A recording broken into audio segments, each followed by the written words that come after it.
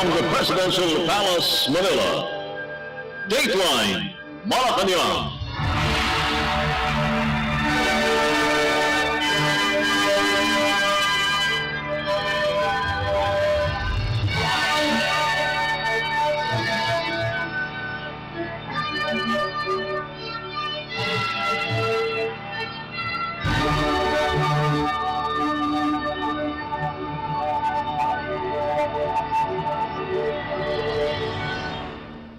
Good day.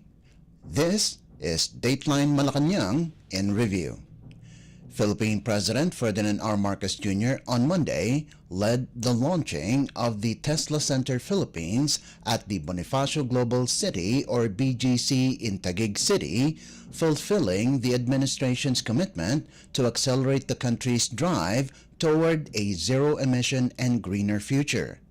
During the program, the President visited the newly completed 1,900 square meter Tesla Center at Uptown Parade in Taguig City, featuring the Experience Center or showroom, Service Center, Delivery Center, Headquarters and Main Office, as well as charging stations. He also inspected the two initial vehicle offerings at the center, the Model Y, priced from 2.369 million pesos to 3.299 million, and the Model 3 priced from 2.109 million to 3.099 million pesos. Tesla Motors Philippines Incorporated, or Tesla Philippines, is a wholly owned subsidiary of Tesla Incorporated, or Tesla, responsible for importing, selling, providing after-sales services, customer support, and managing the deployment and operation of charging infrastructure in the Philippines. Tesla is a publicly listed company in the National Association of Security Dealers Automated Quotations, or NASDAQ, with a market capitalization of over 1.2 trillion US dollars. Monday's momentous event realizes President Marcos Jr.'s directive to the Department of Energy, or DOE, Department of Transportation, or DOTR, and other government agencies to accelerate the implementation of an electric vehicle, or EV development plan, with a particular focus on public transport. Let us listen to the speech of Philippine President R. Marcos Jr. during the event. No one is more excited than I am at this launching of the Tesla Center in the Philippines. As many people know, I'm a bit of a motorhead, but I have been, in my lifetime, it has always been ICE, or internal combustion engines, that we are dealing with. But to see, this is the future. This is the future. Purely electric vehicles are the future, and it is the future that we are striving for. Because our country, with all its beautiful islands, stunning mountains, and breathtaking fields, has experienced and continues to experience the adverse effects of climate change. At the beginning of this administration, we have been resolute in formulating goals and establishing steps to help us minimize the impact of global warming. Amongst these steps is having been selected as host to the board of the Fund for Responding to Loss and Damage. That ensures that the Philippines has a loud voice in shaping the future of international climate policies and actions. But that does not end there. We recognize that to combat this faceless enemy, or at least to mitigate its effects, we must be equally aggressive and swift in our actions. We also move for a sustainable development in our transport system by reducing carbon emissions in our vehicles. So today, we mark another significant step in our fight against climate change. While it is true that electric vehicles are currently seen as premium products, Tesla's entry into the Philippines signals much more than high-tech cars on the road. It is a very significant step forward to our long-term transformation towards a more environmentally friendly transportation system. The government understands that transitioning to electric vehicles is a complex journey, one that requires vision and a great deal of strong and committed concrete action to make it practical, inclusive, and impactful for every Filipino. And this is why we have adopted and pursued strategic measures that reflect our commitment to enhancing sustainable transportation while meeting the needs of our communities. Under the Tax Reform for Acceleration and Inclusion, or TRAIN Act, excise taxes on battery electric vehicles have been removed, making these advanced technologies more competitive than other traditional options. The Electrical Vehicle Industry Development Act, or EVIDA, offers duty-free importation for charging stations, lower user fees for EV owners, and prioritized registration and traffic privileges. To reinforce these laws, we introduced additional measures to even concretize our commitment to clean energy. Anchored on EVIDA, the comprehensive roadmap for the electrical vehicle industry aims to achieve a 50% electrical vehicles market share in the Philippines by 2040 under a clean energy scenario. I have also issued Executive Order number 62, under which the tariff levels on four-wheel and motorcycle EVs, whether pure electric or hybrid, are reduced to zero until 2028. Tesla's decision to invest in the Philippines is a recognition of our nation's potential, underpinned by forward-thinking policies and a collective determination to innovate. As Tesla lays the groundwork and as we invest in infrastructure and implement policies supporting the industry, competition will grow.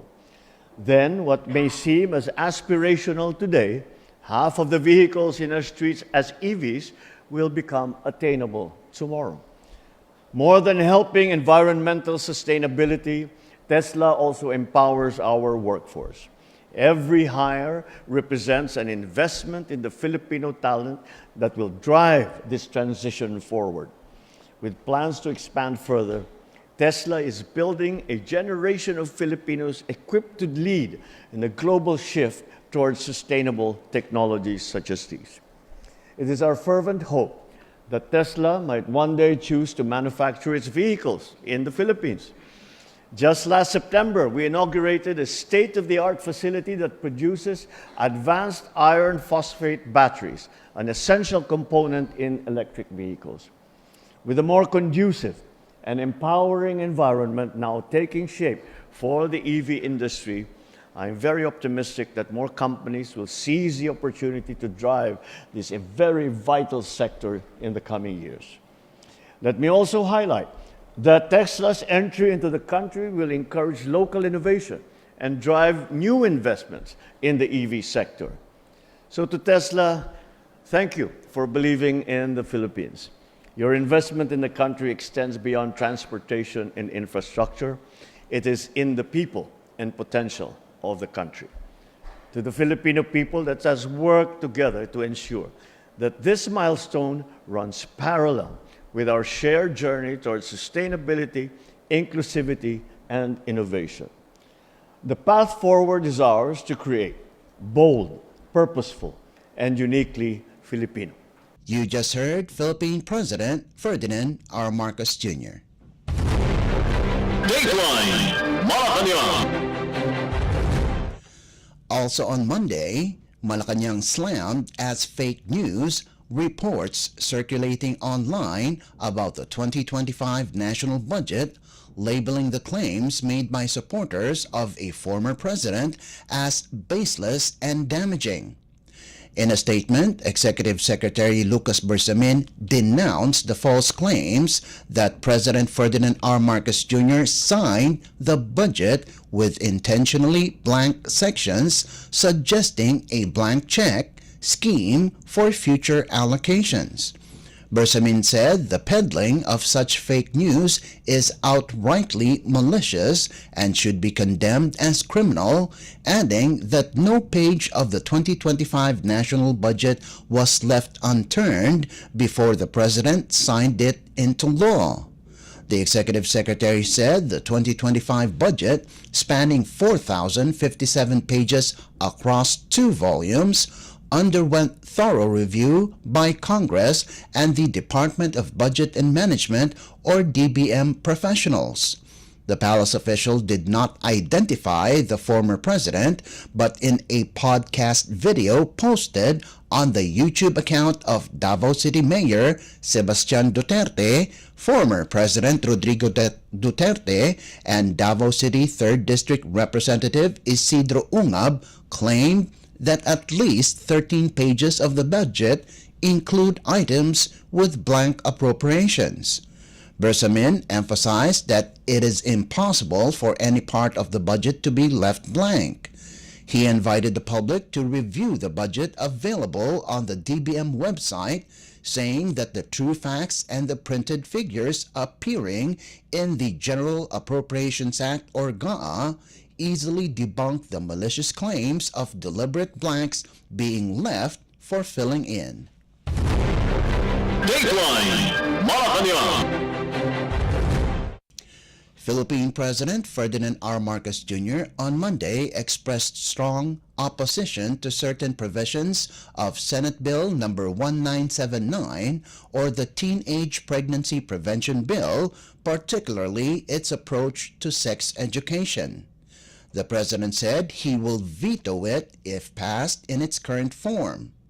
In a media interview in Taguig City, the chief executive reaffirmed his support for sex education but rejected the woke elements in the bill, which he called ridiculous and abhorrent. President Marcos said last week that he supports sexuality education for children. Days later, the president expressed his shock after reading the bill in detail, particularly over elements he deemed by hypersexualized children. The president criticized the proposed teachings, including instructions on masturbation. He further emphasized the importance of parental rights in educating their children. Despite his opposition to certain provisions, President Marcos reiterated his support for teaching essential topics like anatomy, consequences of early pregnancy, and risks of human immunodeficiency virus, or HIV. I was asked last Thursday on what my opinion was on sex education in schools. And I stand by my answer that sex education is extremely important. When I was talking about sex education, I remembered our sex education when I was in school. At ang itinuro sa amin ay anatomy. What is the anatomy of male and female reproductive systems? Naalala ko pa, nanood kami ng video ng mga cell na nagdi-divide para maging baby. Yun ang tinuro sa amin. Kailangan talagang malaman ng mga kabataan yan. However, over the weekend, I finally read in detail Senate Bill 1979. And I was shocked and I was appalled by some of the elements of that. Because this is all this woke that they are trying to bring into our system. You will teach four-year-olds how to masturbate. That every child has the right to try different sexualities. This is ridiculous. It is abhorrent. It is a travesty of what sex education should be to the children. What about the parents? Wala na silang karapatan na silang mag-decide kung ano at kailan tuturuan yung bata. I'm a parent and I'm a grandparent. So I feel very strongly about this. So, Let me be very, very clear. I still believe that sex education, in terms of teaching kids the anatomy of the reproductive systems of male and females, is extremely important. The consequences of early pregnancy, the prevalence of HIV, kailangan ituro lahat yan para alam ng mga kabataan. Pero yung mga sinama nila na mga woke na absurdities are abhorrent to me. And I'm already guaranteeing, hindi pa napasa ito, pero if this bill is passed in that form, I guarantee all parents, teachers, and children, I will immediately veto it. That was Philippine President Ferdinand R. Marcos Jr. Dateline Malacañang. Also on Monday, Philippine President Ferdinand R. Marcos Jr. dismissed as lies the claims of former President Rodrigo Duterte that there were blank checks in the proposed 2025 national budget. In a media interview in Taguig City, the president refuted Duterte's allegations that the General Appropriations Act or GAA for 2025 includes blank items without specified projects or funding details. The chief executive emphasized that the budget is meticulously reviewed and every item is clearly defined. President Marcos also encouraged the public to see for themselves the signed 2025 budget posted in the Department of Budget and Management or DBM website. In a podcast video posted on the YouTube channel of Davao City Mayor Sebastian Duterte, the former president and Davao City 3rd District Representative Isidro Ungab claimed that at least 13 pages of the budget include items with blank appropriations, suggesting a blank check scheme for future allocations. Malacañang vehemently denied the allegations and said that the 2025 budget, spanning 4,057 pages across 2 volumes, underwent a thorough review by Congress and DBM professionals. He's lying. He's a president. He knows that you cannot pass a GAA without with a blank. He's lying.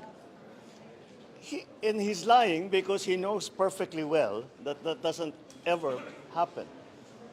Sa kasaysayan ng buong Pilipinas, hindi pinapayagan na magkaroon ng item ang GAA nang hindi nakalagay kung ano yung project at saka ano yung gastos, ano yung pondo.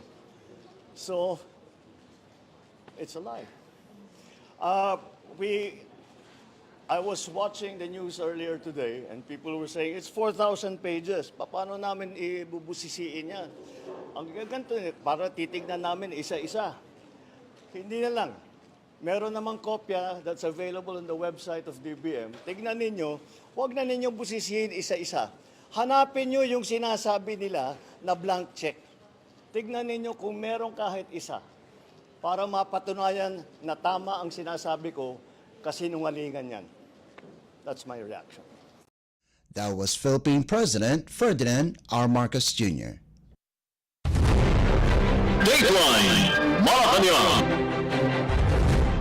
Still on Monday, Philippine President Ferdinand R. Marcos Jr. indicated that the tenure of Philippine National Police or PNP Chief General Romel Marbil could be extended, citing concerns over stability during the upcoming 2025 midterm elections.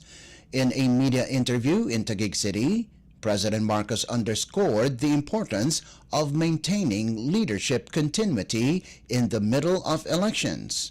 Marbil was named as the country's PNP chief on April 1st, 2024, and is expected to retire on February 7th, 2025, upon reaching the mandatory retirement age of 56. There is a very strong argument that it would be it would not be good for stability, especially to change Chief PNP in the middle of a campaign period and then approaching an election period. So pinag-aaralan namin, but I think that is probably a very strong argument to keep him on, at the very least until after the elections. That was Philippine President Ferdinand R. Marcos Jr. Dateline Malacañang. Philippine President Ferdinand R. Marcos Jr. on Monday said the government is studying the Metropolitan Manila Development Authority or MMDA's recommendation to adjust government working hours in Metro Manila as a measure to ease traffic congestion. In an interview in Taguig City, President Marcos said that while the proposals to start work hours from 7 in the morning to 4 in the afternoon in the National Capital Region or NCR is being considered, it is important to assess its practicality for the commuting public. The President added that if the public supports the adjustment, there should be no reason why it would not be implemented. Earlier, MMDA Chair Don Artes said such move could address the traffic congestion in Metro Manila. Last year, local government units or LGUs in the NCR implemented earlier working hours from 7 in the morning to 4 in the afternoon. We're studying it. If it works, we'll do it. But we have to. It's not enough to talk to the traffic enforcers and the administrators of traffic that have made the suggestion. We also have to ask the commuting public kung practical para sa kanila. So if it turns out that everyone agrees to it, then I cannot see why it will be a problem. Okay. That was Philippine President Ferdinand R. Marcos Jr. Dateline Malacañang. Philippine President Ferdinand R. Marcos Jr. on Tuesday extended his congratulations to newly inaugurated United States President Donald Trump following his return to office, emphasizing the strength of the Philippine-American alliance and its role in regional security. In a statement posted on social media, the President said his administration is looking forward to work with the Trump administration. President Marcos underscored the enduring alliance between the Philippines and the U.S., stressing that it would continue to be a cornerstone for regional stability. The Philippines and the United States have long been allies, engaging in numerous joint military, economic, and diplomatic initiatives that now face ongoing regional challenges, including tensions in the South China Sea and broader Indo-Pacific security concerns. Trump was sworn in as the 47th U.S. President after receiving a fresh mandate in the November 2024 elections. Dateline Malacañang. Also on Tuesday, the Philippine National Police or PNP's Information Technology or IT program will see a restoration of its original funding after President Ferdinand R. Marcos Jr. ordered a reversion of budget cuts and the removal of inserted intelligence funds to the police force. In a Palace Press briefing, Department of the Interior and Local Government or DILG Secretary John Vic Remulla bared that the various PNP IT projects incurred significant budget cuts in the 2025 General Appropriations Act or GAA. These projects include the enhancement of the National Police Clearance System, which saw its budget reduced from 600 million pesos in the National Expenditure Program or NEP to 232 million pesos.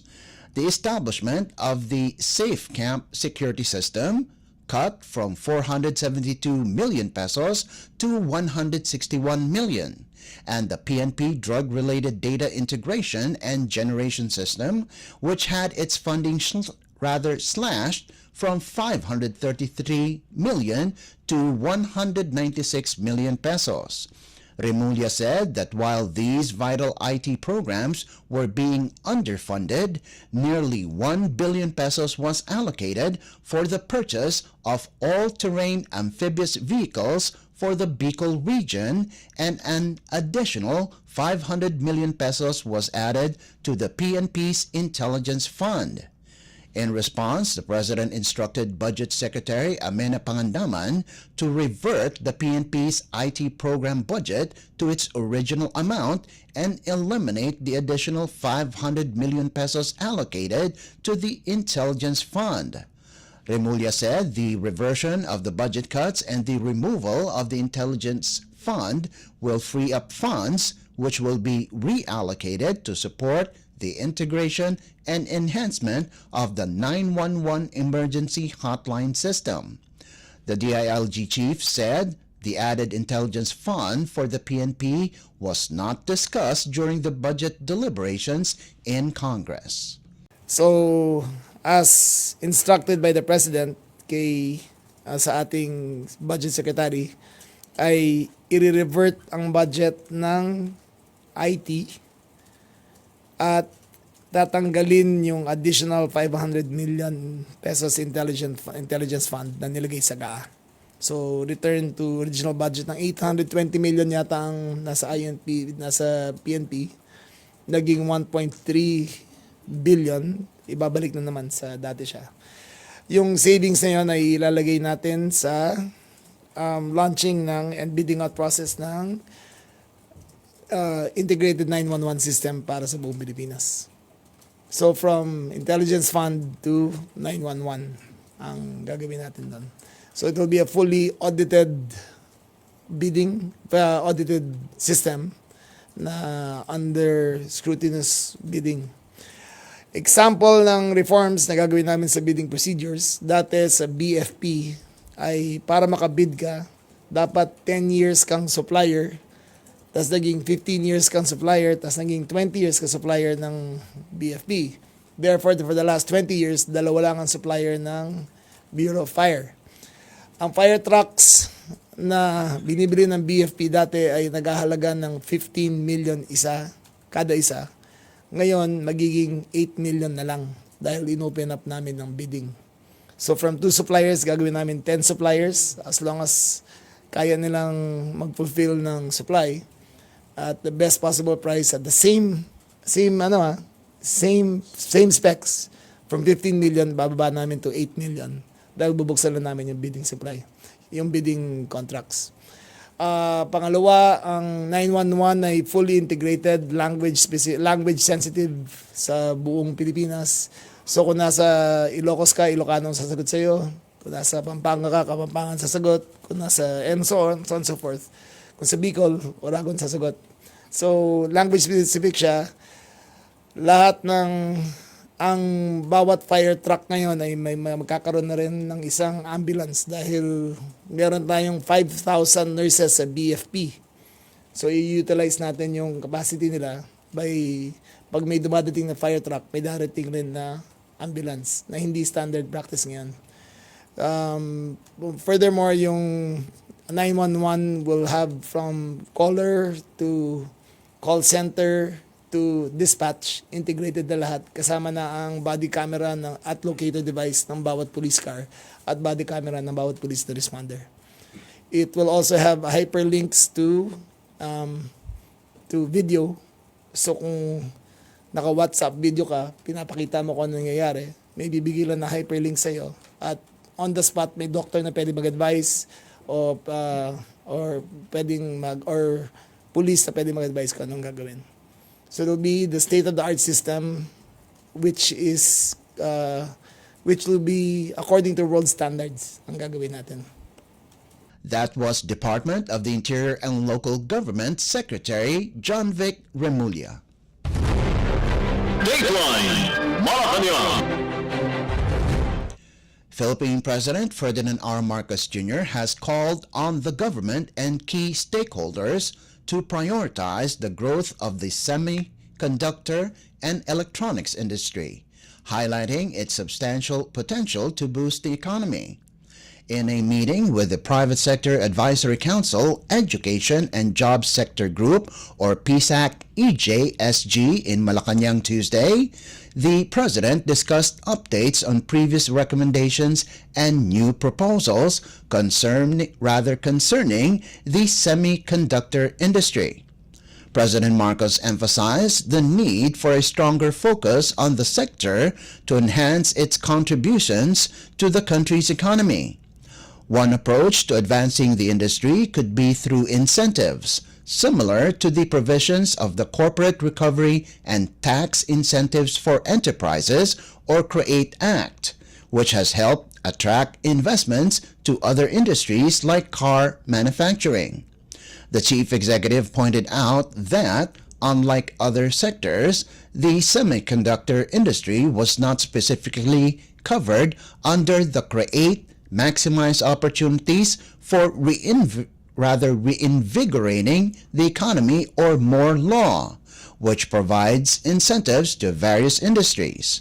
President Marcos Jr. then called for input from the private sector on what measures could be taken to strengthen the semiconductor industry.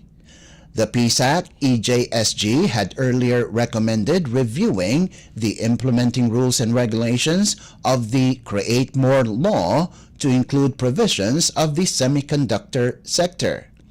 They presented a comprehensive roadmap for the country's semiconductor and electronics industry. Another key recommendation was the creation of a National Education and Workforce Development Plan, or NET Plan, which President Marcos supported. Dateline Malacañang. Philippine President Ferdinand R. Marcos Jr. on Thursday announced that Houthi rebels released 17 Filipino seafarers after more than a year when they were abducted at the Red Sea in November of 2023. In a social media post, the President said the 17 Filipino seafarers are safe and now under the care of the Philippine Embassy in Muscat in Oman. They are expected to go home to their families in the Philippines shortly. The chief executive expressed his joy and relief over the release, which marks the end of the Seafarers' 429-day ordeal. President Marcos also extended his gratitude to His Majesty Haitham bin Tariq, Sultan of Oman, and his government for their mediation efforts, which played a crucial role in securing the release and safe passage of the Filipino crew members through Oman. In November of 2023, Yemeni rebels seized MV Galaxy Leader in the Red Sea and took hostage its 25 crew members, including 17 Filipinos, in retaliation for Israel's offensive in Gaza. President Marcos commended various Philippine government agencies and private entities for their persistent efforts in collaboration with foreign governments and organizations. Their collective work contributed to what he described as a momentous development after more than a year of intense negotiations. As the seafarers' captivity ends, President Marcos took the opportunity to underscore the importance of the country's seafaring workforce and their protection under Philippine law. The President cited Republic Act, or RA number 12021, the Magna Carta of Filipino Seafarers, which he signed into law to ensure the rights and welfare of Filipino seafarers, promoting equal opportunities, education, training, and development in the maritime industry. Meanwhile, the Department of Foreign Affairs, or DFA, said it would issue a formal statement on Thursday morning. Israel and Hamas struck a ceasefire deal that took effect Sunday, allowing the release of several Israeli hostages and Palestinian detainee exchanges, a breakthrough after more than a year of war in Gaza. The deal covers a 6-week ceasefire in Gaza, with negotiations for extension expected to begin in the coming weeks. Dateline Malacañang. Also on Thursday, Philippine President Ferdinand R. Marcos Jr. praised the Asian Development Bank, or ADB, for its instrumental support in the Philippines' development, especially during the COVID-19 pandemic. The president made the remark as he met with outgoing ADB President Masatsugu Asakawa in Malacañang Palace. President Marcos expressed deep gratitude for the ADB's contributions, particularly in aiding the country's recovery during the health crisis. The chief executive also cited ADB's financial and technical support, which was crucial in mitigating the impact of the pandemic and accelerating the nation's recovery efforts. President Marcos Jr. also expressed his intent to further strengthen the partnership with the ADB. In recognition of Asakawa's leadership and the ADB's significant role in Philippine development, President Marcos conferred the Order of Sikatuna with the rank of Datu, or Grand Cross, gold distinction to the outgoing ADB head. The award recognizes Asakawa's exceptional efforts in fortifying relations between the Philippines and the ADB, particularly in key areas such as economic development, infrastructure investment, health, climate resilience, and human capital investment. Asakawa, who served as the ADB president for 5 years since January 17, 2020, expressed his appreciation for the opportunity to meet with the president before the conclusion of his tenure. The ADB is one of the Philippines' most significant multilateral partners, having consistently provided assistance for development projects aimed at fostering inclusive and sustainable growth across the archipelago. Dateline Malacañang.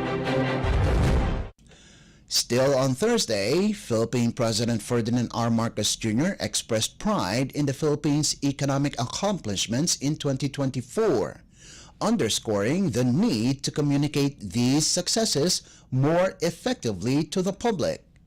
During the 24th National Economic and Development Authority, or NEDA, board meeting in Malacañang, the President acknowledged the significant progress made but stressed that more work is needed to connect government actions with the lives of ordinary Filipinos. President Marcos, during the meeting, highlighted the need for clearer communication. While recognizing that the government's ongoing major reforms and projects may take years to complete, President Marcos called for more transparency about their long-term benefits. The chief executive cited the Bataan-Cavite Bridge, aimed at easing Metro Manila's traffic and improving access to Central Luzon and Calabarzon as an example. Additionally, the President stressed the need for a comprehensive report on initiatives ensuring food security to explain how these steps will benefit Filipino families, why they are crucial for the future, and how they improve the overall quality of life. Dateline Malacañang. And finally, the 17 Filipino seafarers from the vessel MV Galaxy Leader that were taken hostages by the Houthi rebels in Yemen safely returned to the country on Thursday evening. On board Oman Air Flight WY-843, the Filipino seafarers arrived at 9:23 in the evening at the Ninoy Aquino International Airport, or NAIA Terminal 1. They were welcomed and assisted by officials of the Department of Foreign Affairs, or DFA, Department of Migrant Workers, or DMW, Department of Health, or DOH, and Overseas Workers Welfare Administration, or OWA, at the immigration, where they were tearfully met by their families. The DFA earlier confirmed the release of the 17 seafarers that were taken hostage by the Houthi rebels while sailing through the Red Sea more than a year ago. The repatriation was made immediate through the combined efforts of various government agencies, the manning agency, and the ship's owner. As soon as they arrived in the city of Muscat in Oman, the seafarers underwent medical checkup and were immediately booked a flight to the Philippines. DMW Secretary Hans Leo Kakdak, meanwhile, assured comprehensive financial, livelihood support, and welfare assistance to the 17 Filipino seafarers and their family. According to DOH Dr. Albert Francis Edralin Domingo, the seafarers need to recover from their traumatic experience and needs to undergo psychological debriefing and medical assessment. In a statement, Kakdak expressed gratitude to the Sultanate of Oman as well as to all government agencies, private partners, and international entities for their successful mediation that led to the release of the 17 Filipino seafarers. He also thanked the seafarers' families for their trust in the Philippine government, which Kakdak said strengthened the department's efforts to continue working for their release. Dateline Malacañang.